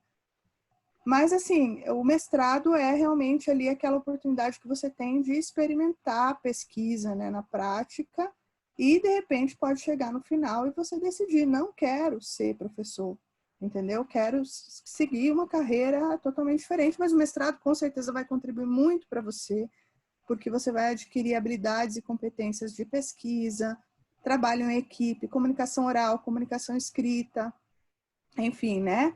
Então, assim, o ideal é você analisar o que você quer fazer. E muitas vezes, se você não sabe, muita gente às vezes vai para o mestrado porque não sabe o que quer fazer mesmo. E é o momento ali de você se descobrir, né, no mestrado. São 2 anos, normalmente, ali que você leva para fazer isso. E aí, depende do foco que você quer. Mais prático, vou para o mestrado profissional. Quero mais acadêmico, quero aprender a escrever artigo científico, vou para o mestrado acadêmico. E aí, todas as universidades têm um processo seletivo, que é em determinada época do ano. No caso do mestrado em administração, né, o programa de pós-graduação em administração, você tem que fazer o teste do ANPAD e tem que obter uma pontuação mínima, e isso acontece em alguns meses do ano, não é todos os meses, então tem que ficar ligado, né, quero fazer o processo seletivo em julho, então tenho que fazer o teste do ANPAD antes, né. Então, assim, é importante você analisar e pensar um pouquinho o que você quer fazer. E o meu conselho é, converse com algum professor, alguém que você confie, para te dar ideias, te dar, assim, um panorama geral das oportunidades que você pode ter. Eu acho que esse é o primeiro passo. Só mais uma coisinha. Por exemplo, no Japão, de cada 10 doutores que se formam, 8 estão na indústria. Já no Brasil é diferente, né? A gente tem uma lógica um pouco invertida. A maioria dos doutores estão na academia. Mas em grandes, por exemplo, como o Vinícius falou, em grandes empresas como o Google e outras grandes empresas, eles valorizam muito o doutorado e o mestrado. Então, mesmo fazendo mestrado e doutorado, a pessoa não seguiu carreira acadêmica. Ou pode seguir as 2 carreiras ao mesmo tempo, ser professor e também profissional em alguma outra empresa. Te abre portas, sem dúvida te abre mais portas do que você teria sem fazer nada, né? É isso, não sei se eu respondi. Essa dúvida do Felipe é importante, porque às vezes o aluno acha que, de fato, especialização é pré-requisito para mestrado, né? Quando, na verdade, não é. Especialização, ela tem a finalidade lato sensu, muito comum em company, né? Focada, né? Com turmas pagas, inclusive, e focada na resolução de problemas de gestão, né? Ao passo que o mestrado, ele é estrito sensu, em que o mestrado é um exercício do método científico e que você desenvolve a pesquisa científica por si, né? E que você também resolve problemas de gestão. Eu acho que esse aqui é um ponto importante, né? O mestrado, ele também tem aplicabilidade prática, ele também influencia nos processos decisórios, melhora a gestão, você faz diagnóstico organizacional dentro do mestrado. É um mito, né, da questão da especialização com o mestrado, né? E a gente vê, e aí é uma dica que eu passo para vocês, principalmente para quem está mais do meio para o final do curso, vocês podem, inclusive, fazer a monografia de final de curso. Se ela for bem feita, eu já tive orientandos de monografia, por exemplo, que já publicaram um artigo decorrente da monografia. E se ela é bem feita, ela pode, de repente, virar um anteprojeto para você concorrer no processo seletivo do mestrado, né? Por isso que é importante desenvolver a pesquisa dentro da monografia, ter a noção, né, de conhecimento teórico, de conhecimento de método, já na monografia, porque além dela poder virar um artigo, além dela te permitir participar de congresso científico, submeter a congresso, você também pode convertê-la em um anteprojeto de mestrado para você concorrer no processo seletivo, tá? Professor Vinícius, gostaria de acrescentar? Sim, aproveitando a linha, às vezes para esclarecer para todos os alunos que estão nos ouvindo, eu gosto sempre de falar assim, quando me perguntam sobre especialização, mestrado e doutorado, né? É importante tentar entender. Então, você faz a seguinte analogia. Quando você faz a graduação, você visualiza um monte de problema que existe na sociedade e estão sendo tratados pelos administradores, economistas, contadores e assim por diante, né? Aí o que acontece? Qual o objetivo da especialização? Bem, depois de você ter se formado, a especialização vem para tentar mostrar algumas ferramentas que você pode utilizar para resolver esses problemas de maneira mais específica. Você já conhece o problema. Então, a especialização apresenta um conjunto de ferramentas, né? Tem várias disciplinas, cada professor apresenta uma ferramenta para lidar com aquilo. O mestrado, né, ele tem como papel você pegar uma ferramenta e aprender a usar do início ao fim, muito bem para lidar com aquele problema. Né? E no doutorado, que é o curso que um pouco mais acima, você vai desenvolver uma ferramenta para lidar com um problema. Né? Então, a especialização, você vai conhecer todas as ferramentas. No mestrado, você vai aprender a usar uma ferramenta muito bem, né? E no doutorado, você desenvolve uma ferramenta para lidar com aquele tipo de problema. Eu acho que você precisa entender muito bem isso para saber onde você quer iniciar. Porque não é obrigatório um para fazer o outro. É recomendado, mas não é obrigatório. Você pode sair da graduação para o doutorado direto, né? Só que vai chegar lá, você vai ter que desenvolver uma ferramenta. Se você não conhece as ferramentas, complica bastante. Passar a palavra para o colega Diego. Opa! Valeu, Vinícius.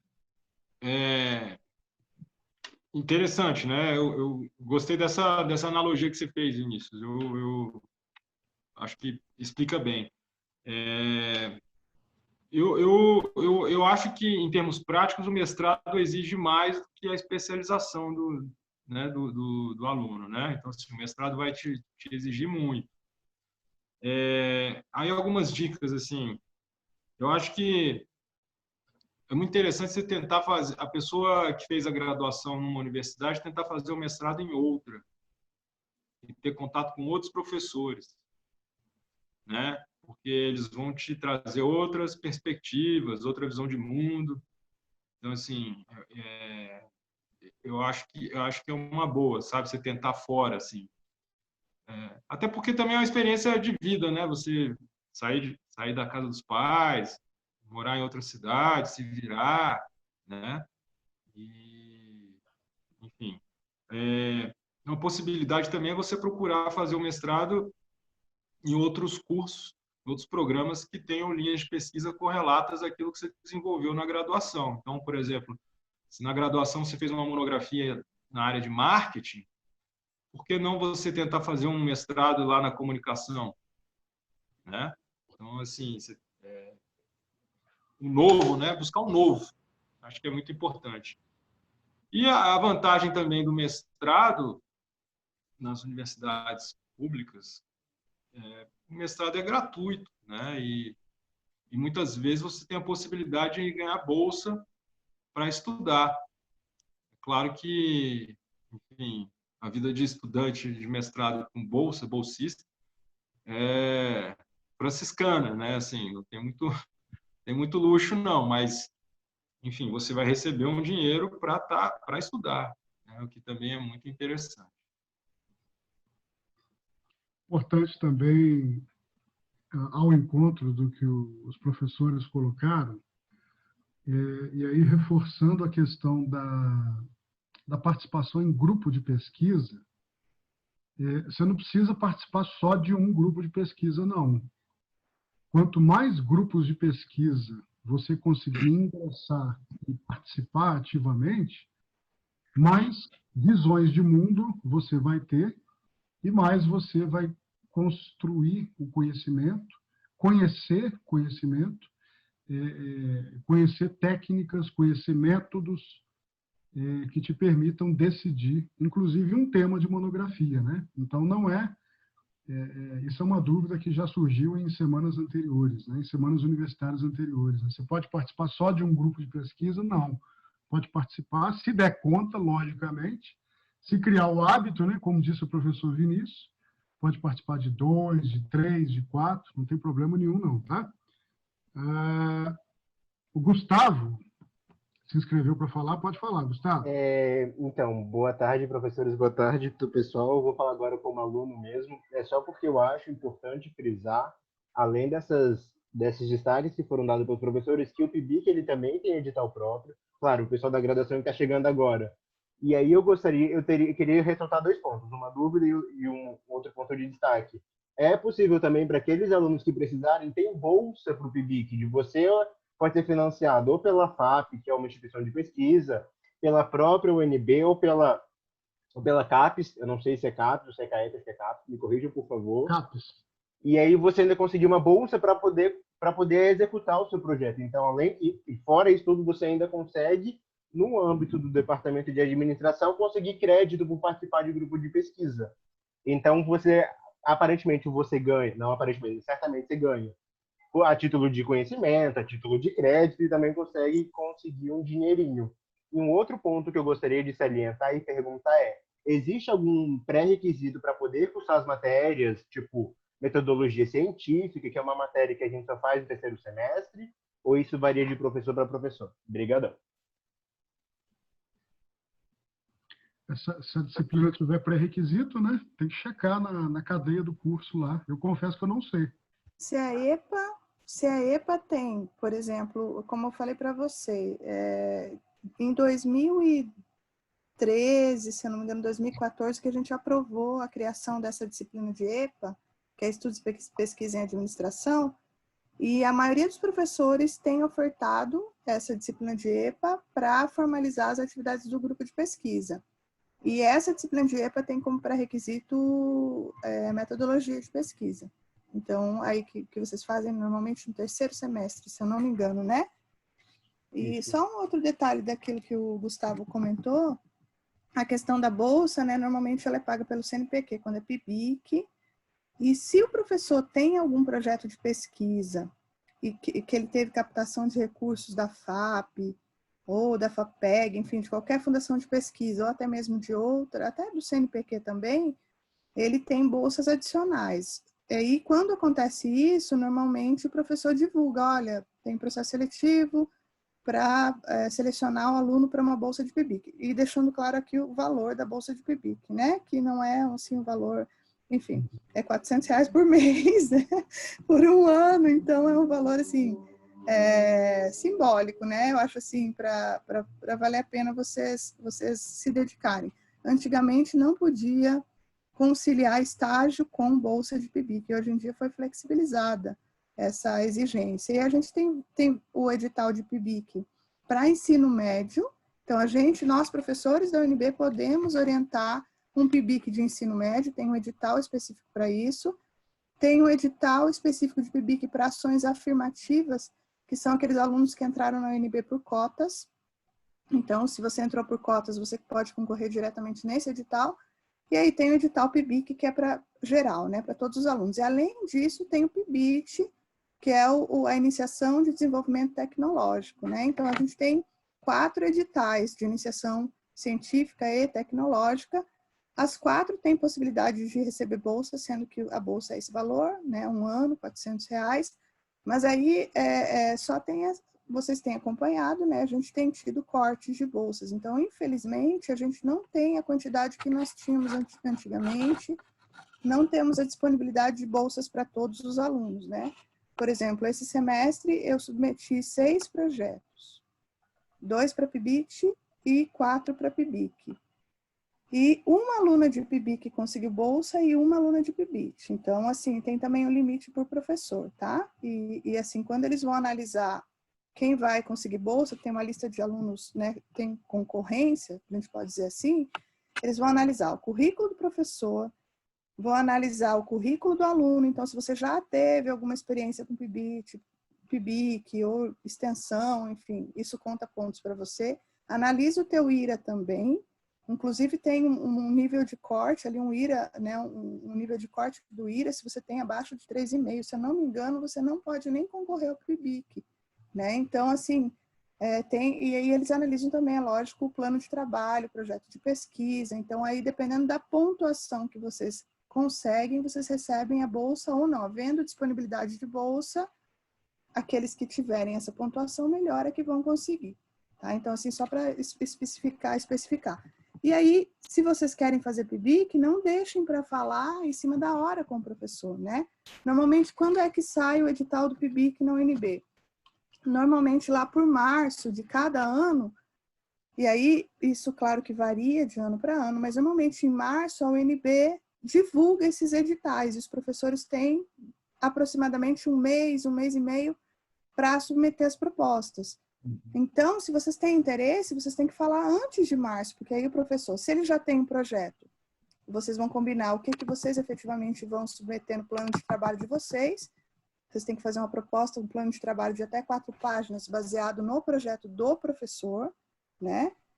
Se o professor ainda não tem projeto e vocês querem propor alguma coisa, o professor vai ter que escrever um projeto de 15 páginas, mais ou menos. Então, não pode ser em cima da hora.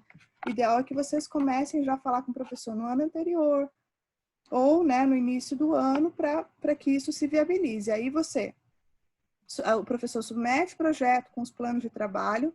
O resultado normalmente sai em julho e o PIBIC ou PIBIT começa em agosto e termina em julho do outro ano, sendo que vocês têm que cumprir aí, claro, algumas atividades, como fazer relatórios e também apresentar a pesquisa de vocês no Congresso de Iniciação Científica da UNB, que normalmente ocorre junto com a Semana Universitária. Então, as obrigações de vocês vão até setembro, que é junto com a Semana Universitária.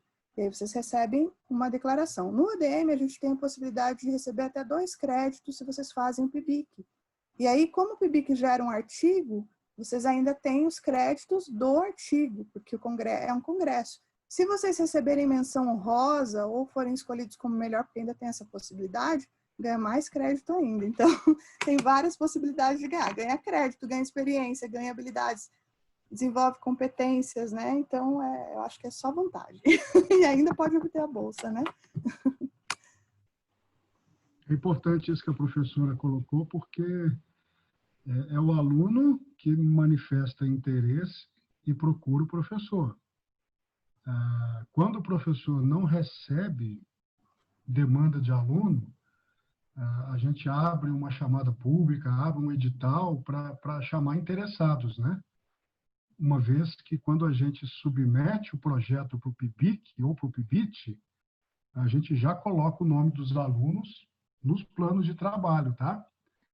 Então, é muito importante, como a professora colocou, de vocês procurarem os professores, manifestarem interesse.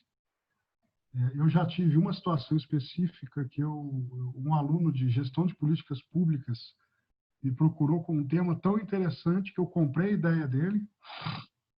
Eu desenvolvi um projeto, um plano de trabalho, e ele entrou, ganhou bolsa também.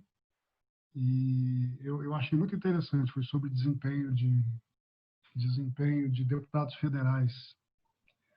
A gente desenvolveu uma métrica, critérios, né, para avaliação de desempenho da atuação dos deputados. Foi muito interessante, e assim, totalmente diferente da minha linha de pesquisa, né?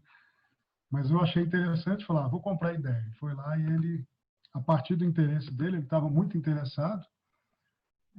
Isso é muito importante para a gente desenvolver o aluno, né? Legal isso que você falou, Francisco. Isso já aconteceu comigo também. Às vezes a gente tem um projeto e normalmente a gente divulga as vagas para trabalhar naquele projeto. Mas já aconteceu também de alguns alunos virem para mim com demandas e aí a gente consegue fazer o link com aquilo que a gente pesquisa, né? Então isso é muito bacana porque a gente consegue atender. Por exemplo, eu pesquiso economia circular e uma aluna me procurou e falou assim, professora, mas eu quero tanto pesquisar sobre moda. Aí eu falei assim, mas é possível, a gente pode estudar a economia circular do setor fashion, que inclusive foi o que eu estudei agora no meu pós-doc, então a gente pode unir, né?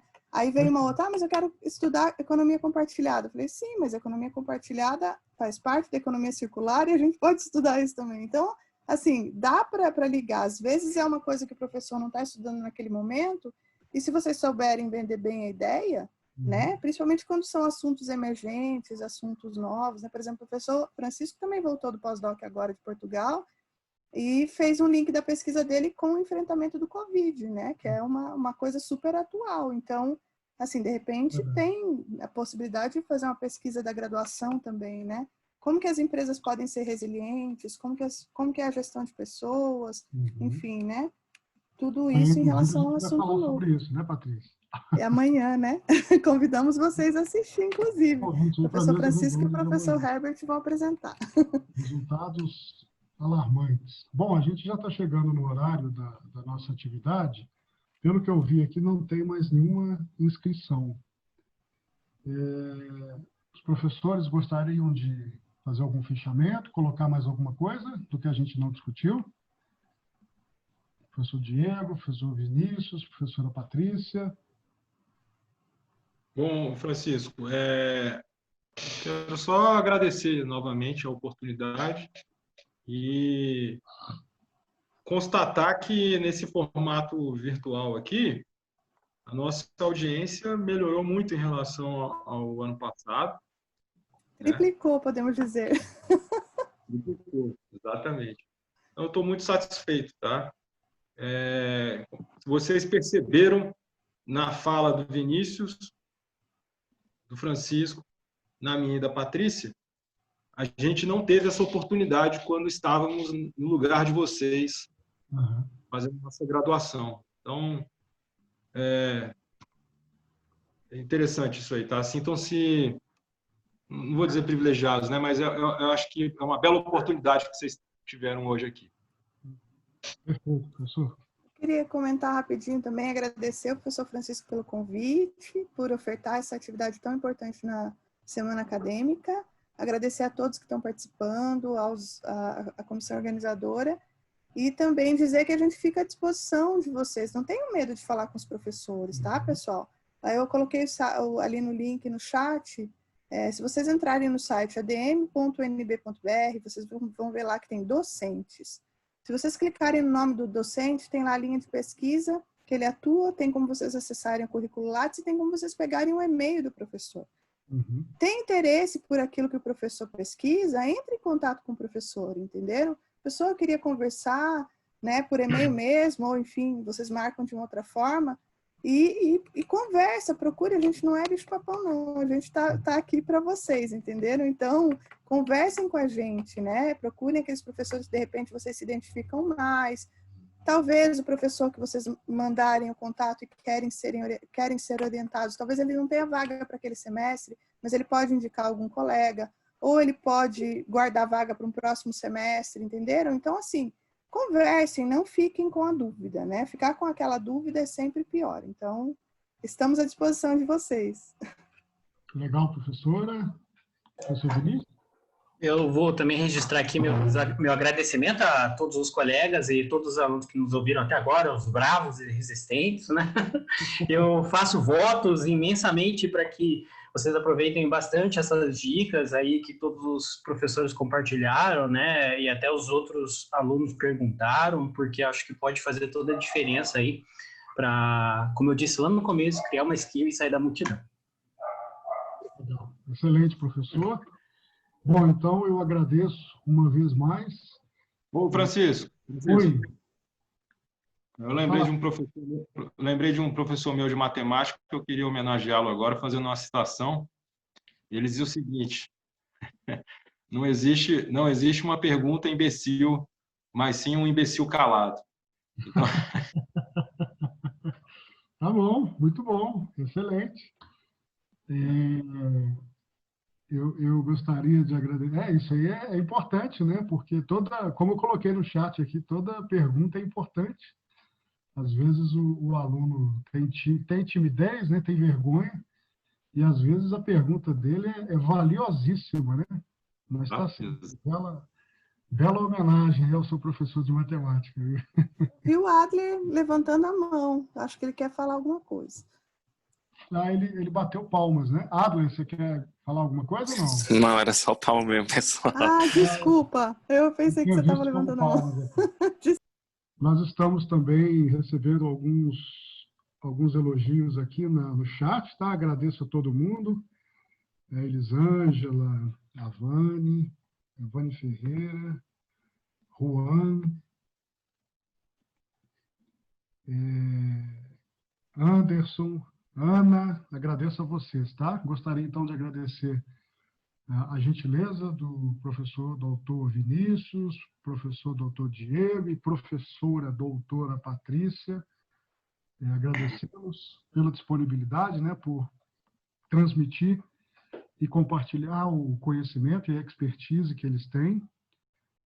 Agradeço também aos alunos, né? No momento aqui estamos em 27, nós começamos com 47. Muitos estão saindo, né? Porque vão participar de outras atividades daqui a pouquinho também, dentro da semana. O Yuri também está agradecendo aqui, está dizendo que essa mesa ajudou ele muito em 2017 e ele tem certeza que é muito importante para todos que participam. Agradeço também aos alunos, né, que compareceram, e agradeço ao Gustavo também, né, pelo suporte, aí, pelo apoio para o desenvolvimento aí dessa atividade. Tá bom? Continuamos disponíveis, nós 4, nós professores, continuamos disponíveis a vocês têm nossos dados, você tem nossos e-mails, alguns aí têm até o número de WhatsApp, no caso do Yuri, por exemplo. E aí a gente continua à disposição de vocês. E olha que isso é uma coisa, né, raríssima, assim, ter o WhatsApp. Não, Yuri é meu aluno. Só os privilegiados. Yuri é Tô meu aluno de brincando. iniciação científica. Principalmente do Francisco, que eu fiquei sabendo que ele não passa WhatsApp para ninguém. Não passo, não. Não passo, e ele sabe que não tem que passar para ninguém também. O WhatsApp é a única rede social que eu ainda tenho, que eu já penso em desinstalar. Pois então é isso. Professores, obrigado. Alunos, obrigado. Gustavo, obrigado. E aí eu considero, então, encerrada a nossa live redonda, tá? Gustavo, não esquece de parar de gravar.